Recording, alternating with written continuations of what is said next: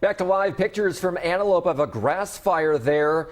All started from this mower, probably a homeowner trying to clear the brush ahead of fire season, but today, not a good day with the winds. A spark quickly made a mess. And let's check this thing burned about 3 acres on Poker Lane. Firefighters getting the upper hand on it, but boy, dry brush, a dry tree there, and pictures I just saw moments ago showed how hot this thing burned. Those trees still red hot, burning like firewood.